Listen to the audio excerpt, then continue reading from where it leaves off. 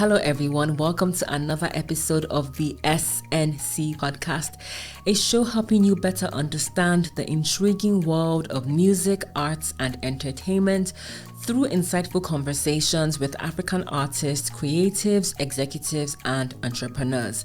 I am your host, Folashade Anozie. On this episode, we are discussing illustration. My guest is Kayode Onimole. He is an architect, self-taught illustrator, and art director based in Lagos, Nigeria. Prior to becoming a full-time illustrator, Kayode was deputy group head at Noah's Ark Communications, a Lagos-based advertising agency. He has worked with various publishing houses in Nigeria, including Kachifo and Ouida Books, to illustrate educational and entertainment books for young readers. Kayode has also worked on numerous comic books and commercials. He is the brains behind the comic cartoon strip Crasher, for which he won the Comic Connect Comics Melt's Own Choice and Critics Award for Best Webcomic. Hi Kayode, welcome to the show. Thank you. Good morning.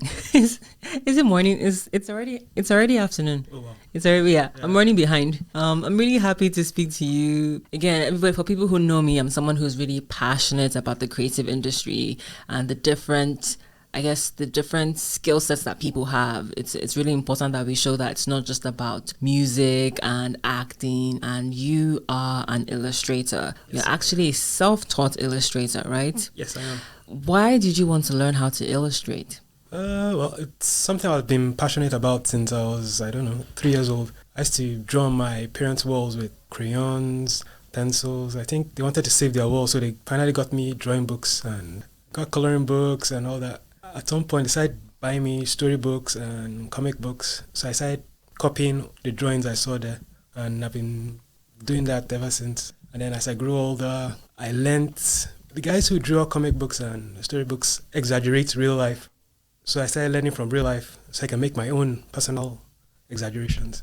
Interesting. So at what point did you decide on a style of illustrating? Because I saw something on Twitter and the guy said that as a beginner artist, finding your style should be the least of your worries. Do you agree with that statement? I agree with that statement 100% because I'm not even sure what my style is. I vary from very cartoony to slightly cartoony.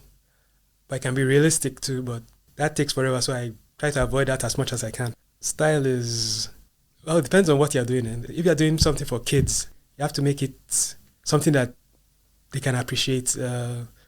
Big eyes, friendly faces, stuff like that. And what does it mean to, maybe this is like so obvious. What does it mean to have a style? Can't you just draw and be drawing? Is it important for an illustrator to have a style?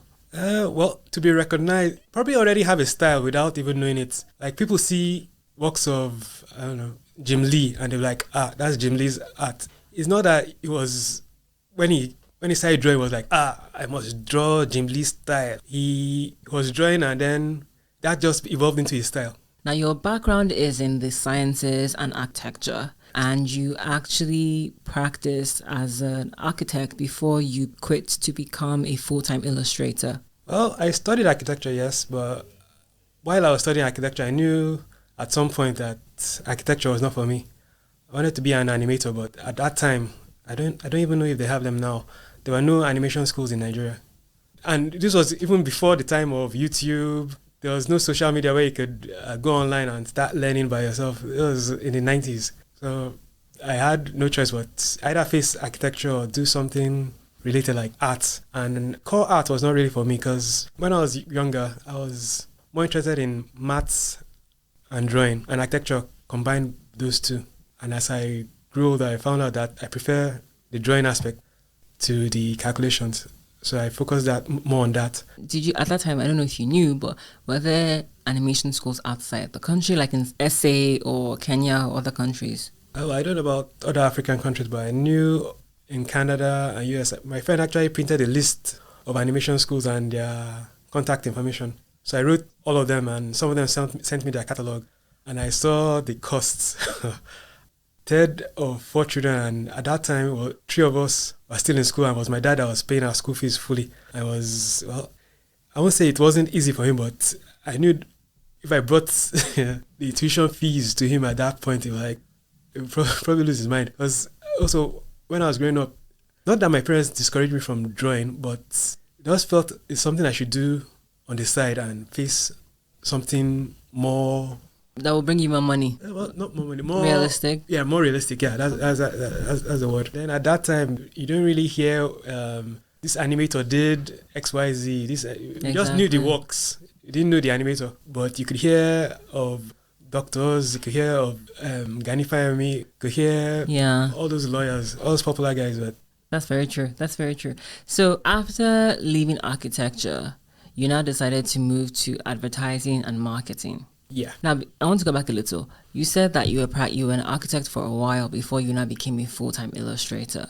What was the moment, the defining moment for you in your mind that said, I'm not really feeling this? Well, at the time I was doing architecture as a profession, because I wasn't working with a core architecture firm, I was working with a real estate company, and at the time, what they were doing was they will sell houses and then we'll build them.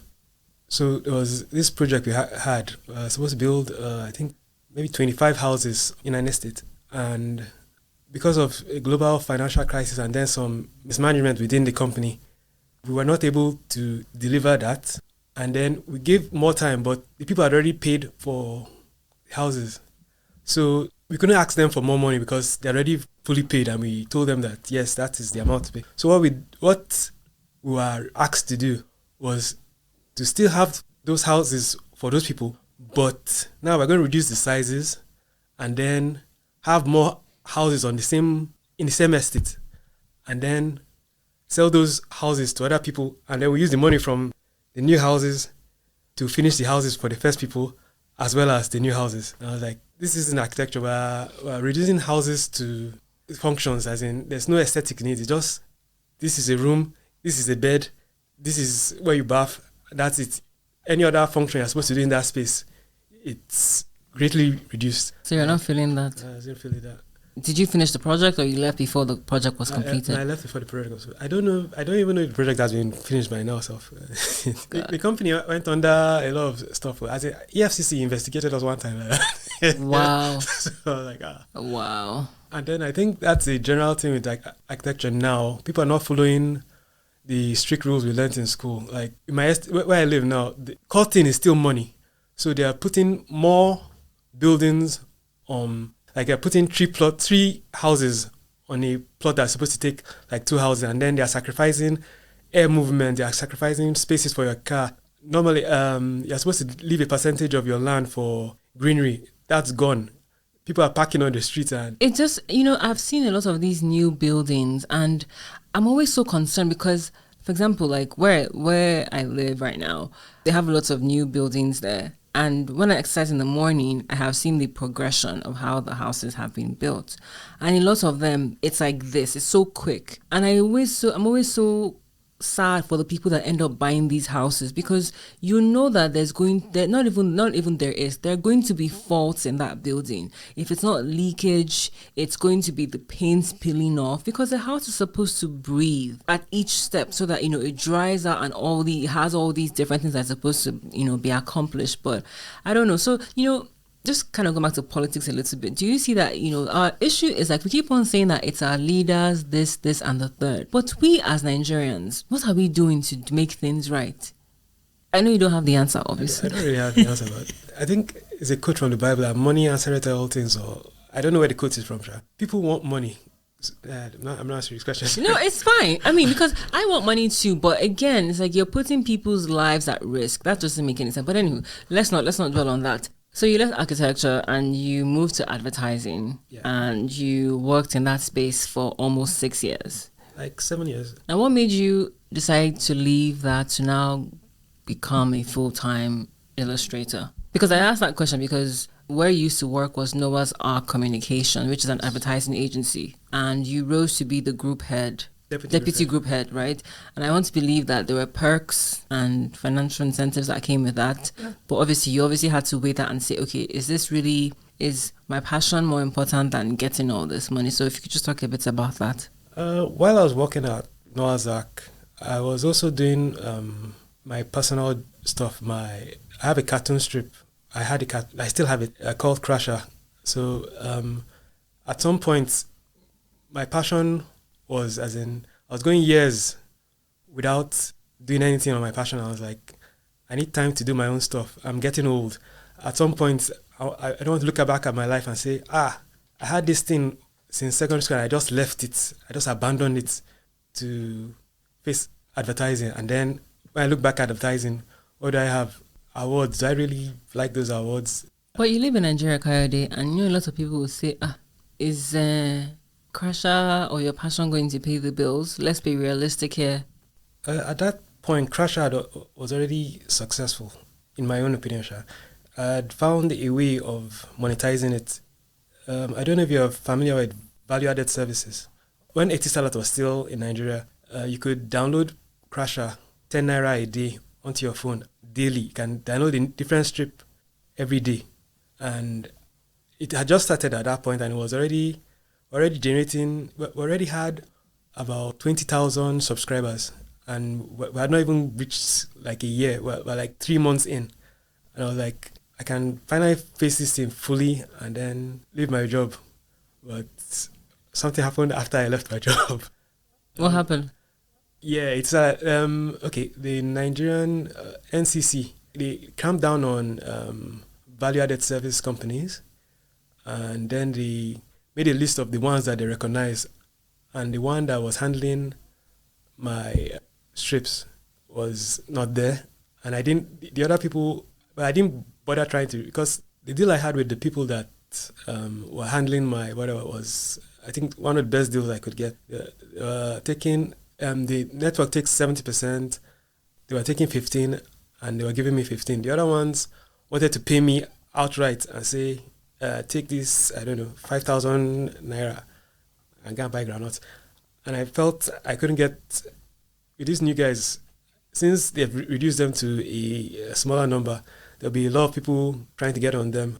And then another thing, I think the NCC too, I think they were getting complaints from people with mobile devices that they keep getting alerts to dial 123 for 5 days of preaching to you on your phone, blah blah blah. Probably notice at some point you just stop getting those notifications. They're back now. Are you serious? I don't get them anymore. I get some silly messages from the company news itself. It's just ridiculous, the amount of text messages. From the network service? Yeah, from network services. Okay. I mean, my point is that the company itself is now doing what the value-added services were stripped off. So I'm not really sure if they achieved their goals. So when that happened, were you tempted to go back to Noah's Ark, or you just said, I'm just going to keep on pushing? At the same time, I was doing stuff freelance for advertising agencies, including Noah's Ark, and I had free time to do. I'm still doing my Crusher strips, but I'm not posting as much as I used to. So because of the free time to do my own things, I decided not to go back. Okay. Now, you are currently working full-time as an illustrator. You freelance for people, but you also do your own thing. How would you describe a typical day? Is there even a typical day for you? Each day is different, but usually I start a day with, I do loose sketches on my sketchpad in ink. Somebody told me at some point that drawing it in ink makes you more confident with your lines, and then it makes you make decisions faster because you've drawn it, you can't erase it, move on. So it makes your work progress faster. I do that for like 30 minutes to an hour, and it depends on what exactly I'm working on. If I'm working on something like a children's book, I read through the material. Each children's book is different. When I read through the material, I make loose sketches of the way I think the characters should look. And then when I finalize one, I send it to the publisher or the writer for them to choose or make revisions. When the revisions are made, I take them back, then I flesh them out, I color them, and then I read through the material again. But this time I'm reading to get the moment I'm going to draw. And I arrange the text on pages of what I'm going to draw on so that my drawings don't overlap the sketches. I make the overlap the text rather. I make the text a little bigger than they will appear when printed, so that there's enough room to wiggle around. And then I do a little sketch of the whole page, of the whole book, send it to the publisher or the writer, get feedback, make corrections, then color it. That's for children's books. I also do storyboards, and that's a different process. Those ones are usually with directors, TV commercials. So if I'm working directly with the director, the drawings don't have to be fine-tuned, so I can get away with loose sketches as long as it is clear what the information in the scene is. All right, so you talked about the fact that you illustrate children's books, and you have illustrated lots of educational and entertainment books for lots of well-known publishers in Nigeria. How do you go about finding clients?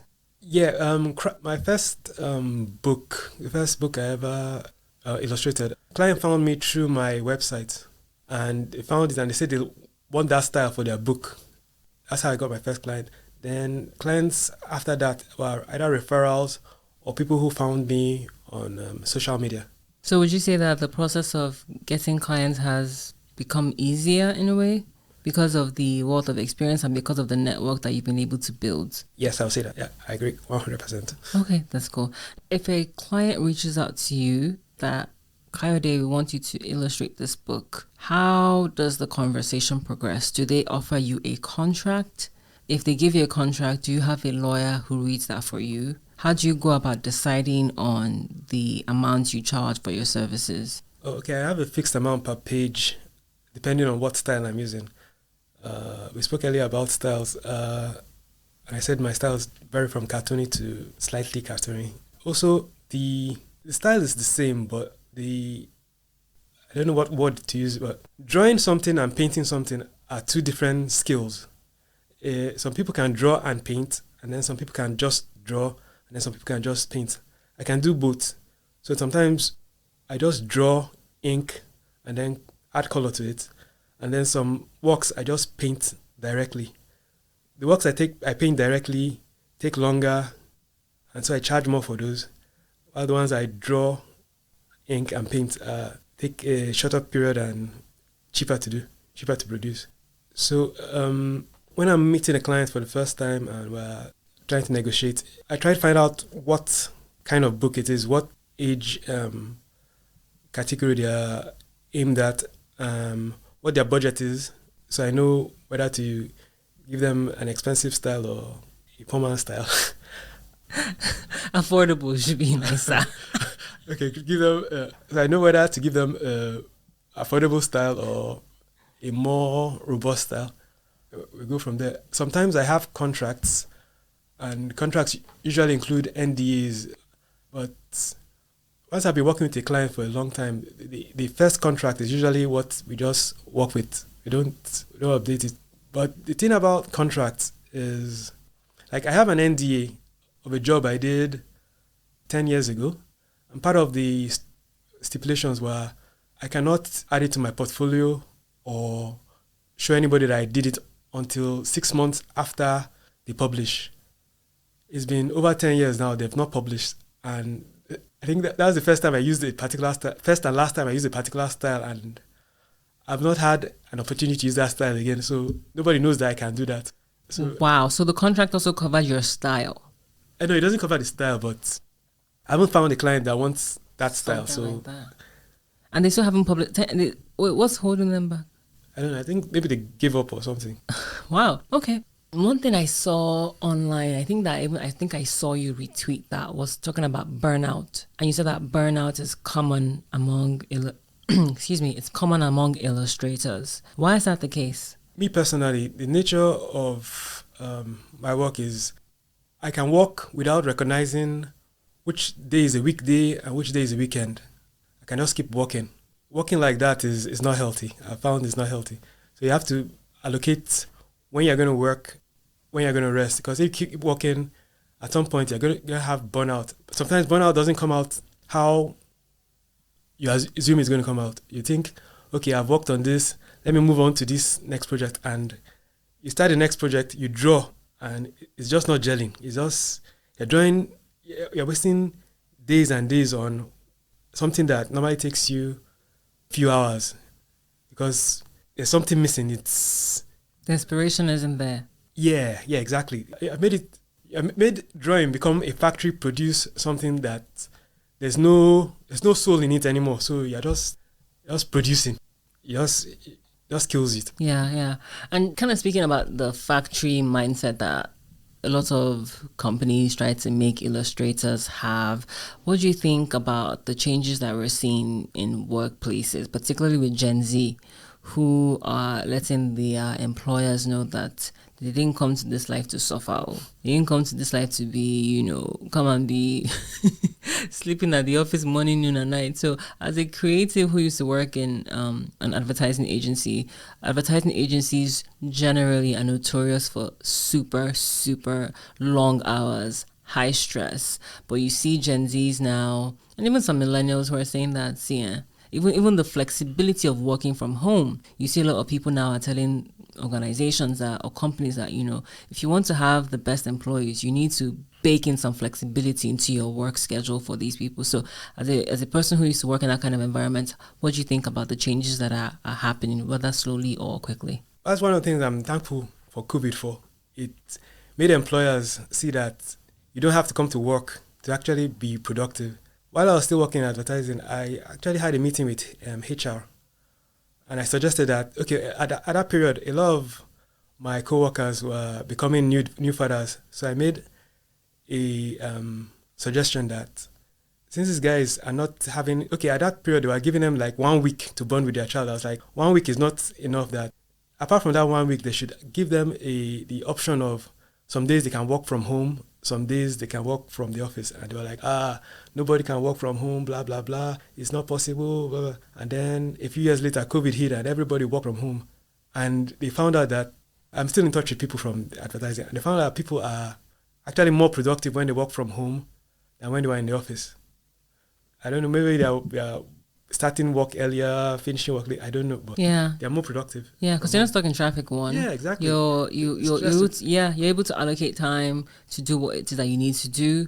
The HR person you were speaking to, was it a lady or a man? It was a lady. 1 week. My God, it's a leadership vacuum in this country. But I wanted to also kind of talk about something that you had shared on Twitter. You talked about the fact that you had tweeted that, and I quote, they said the humor in the cartoon that I had is too cerebral for their boards and that Nigerian masses won't get it.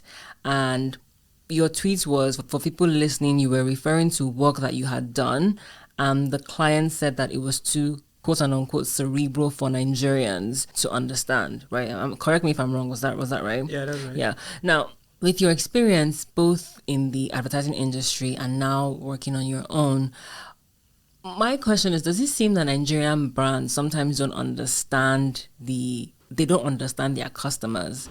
Because for that comment to happen or to be said, to me, it doesn't make sense. The average Nigerian is quote unquote well-read, and they're not insular in what they consume. They consume different types of stuff. So how does that make you feel when you hear brands or companies say these types of things when it comes to creative work? The creative in I talked about was a Christmas poster I did where I had one of my characters, Rissy, chase Santa Claus, and then Santa said, she was chasing him with both a mortar, a pestle, and a frying pan, with the intention of causing him bodily harm. And Santa says, "That is how I laugh."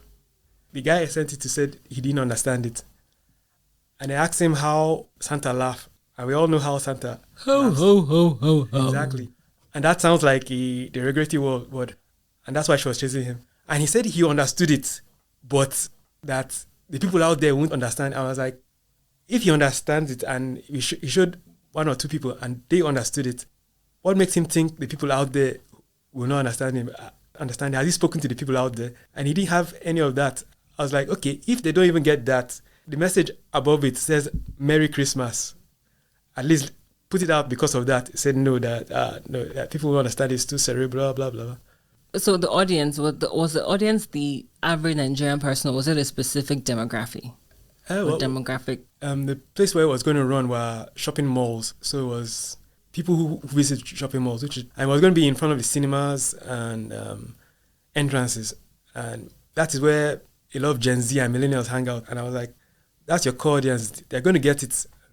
But then again, as a consumer, why do some brands think that automatically you're supposed to get something quickly? Why don't they bake in? Why don't they allow room for? If I see something and I'm asking my friend, like, what is that? What do you think that is? And the friend says, oh, I get it now. Like, why do they think that getting a joke has to be automatic, as opposed to the fact that maybe it can take someone 5 seconds to actually get what it is you're trying to say, but they would eventually get it. You get my point? I can't speak for them, but that's a situation we're fighting today.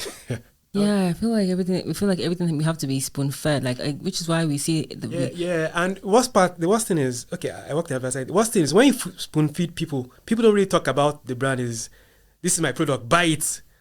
That's the end of the ad. But if you tell the story behind it, have you seen recent Airtel ads where they talk about data, but they don't say it's data we're talking about. Yeah. It's a story. Yeah, it's a story. Somebody made soup. And then as the days go by, the soup is finishing, so she's adding water.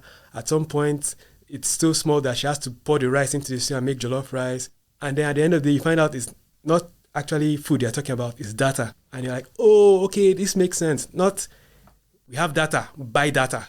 People talk more about the how that ad made them feel. Yeah, it's very interesting the difference in the way Nigerian brands approach advertising compared to outside the country. Like, I don't know if you had the chance to watch some of the Super Bowl ads, and one of the ones that people just fell in love with was one by a brand. I cannot remember the name right now, but it was about a dog, and the dog grew up with the girl when she was young, and the dog grew older, the girl grew older, the girl went to her house, the dog was there, the girl had her baby, the dog was there, and then eventually we saw the dog getting older, and at the end, the company talks about, I think it's about dog food, that they're a company that caters for. So they didn't outrightly say that buy our dog food. They're trying to tell you that if you give your dog our food, the dog will be there with you throughout, because we provide, we sell high-end, maybe not high-end, but we sell quality food that your dog will be able to have a healthy life, blah, blah, blah. And it was such a moving story, But I find a lot of times in Nigeria, like you said, it's like,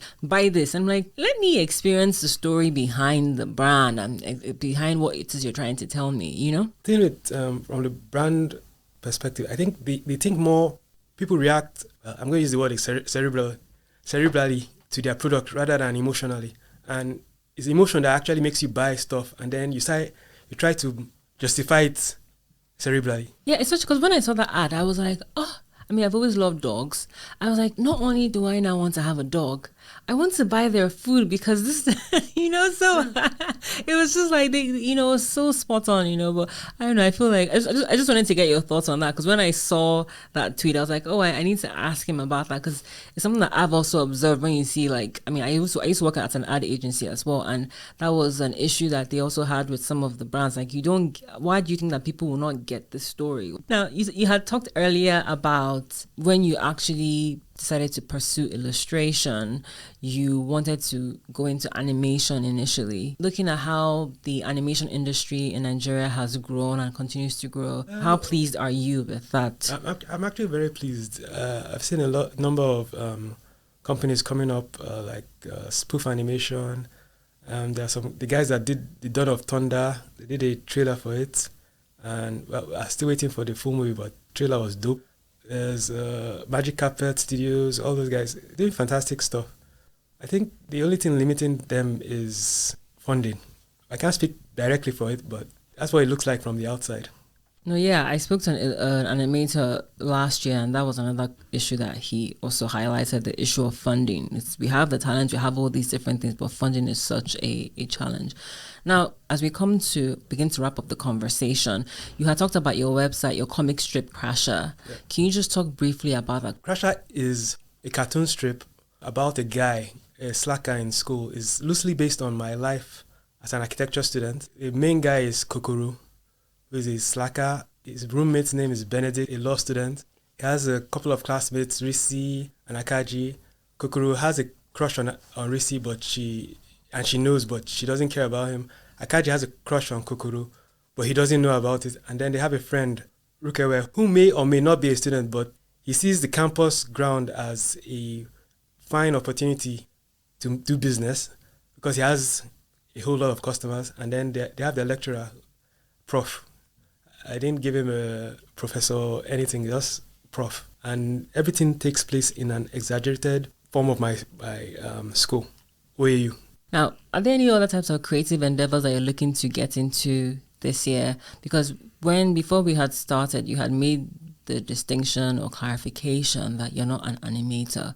And for someone who wanted to become an animator before he decided to go with illustration, is animation something that you want to probably look into this year and maybe in the next couple of years?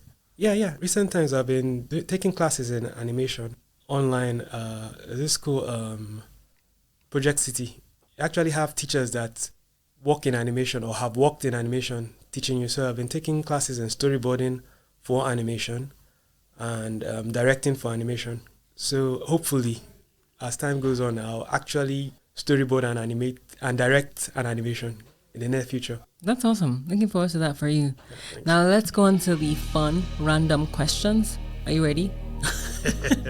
Don't worry, it's cool. Okay, so my first question is, which illustrator has inspired you the most? Like I said, I varying styles. So for each style, I'll try to name at least one illustrator. So I have a style that is semi-cartoony, which lends itself to comics. So I'll say Jim Lee and Joe Madureira. And then for my very cartoony style, I love Calvin and Hobbes by Bill Watterson. Those guys inspire me.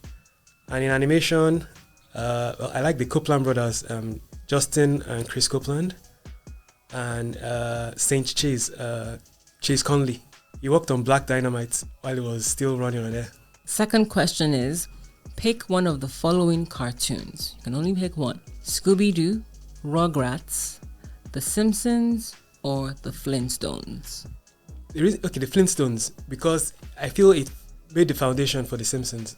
I know The Simpsons is an offshoot from the Mary Tyler Moore show, but the family dynamic from The Flintstones can be seen in The Simpsons. So the Flintstones, yeah. Third question is, what is one misconception people have about illustrators? Well, some people don't know what illustration is. They assume illustration and animation are the same thing. And some people have the reverse, whatever, they think animation and... So, that's a misconception. Illustrators draw, animators make the drawings move. That's good, I like that. Fourth question is, what was the last book you read? The last book I read was a comic book, The Authority by Mark Miller and Warren Ellis? No, not Warren Ellis. I can't remember. Brian Hitch. Mark Miller and Brian Hitch, The Authority. It's not for kids. It's not for kids. Okay. Final question. What are two things that people might not know about you? I like growing my beard out, but I think that's obvious. Right now, I don't have the beard I normally have. I had to cut it because I had an interview with people I was going with were scared that we might lose the contract. God. So, that's something people already know. So let me think of two other things. I learned to swim recently, so I can swim. Oh, and I can't stand sports. Any form of sports. I can't watch sports. It's draining to me. That's very interesting. Thank you for sharing that. Now, as we've come to a close, what advice do you have for people who are looking to become illustrators on the African continent? Learn wherever you can learn, whether it's online. If you can get a mentor, that would be great. But if you can't, there are millions and millions of sources online. And start with the fundamentals. Don't try to copy somebody else's style. Start with basic anatomy, fundamentals, head, shoulders, all that stuff. And then learn perspective and composition. Okay, great. And for people who want to keep up with the work that you're doing or want to know more about your work, how can they do that? Currently, I'm working on a personal project.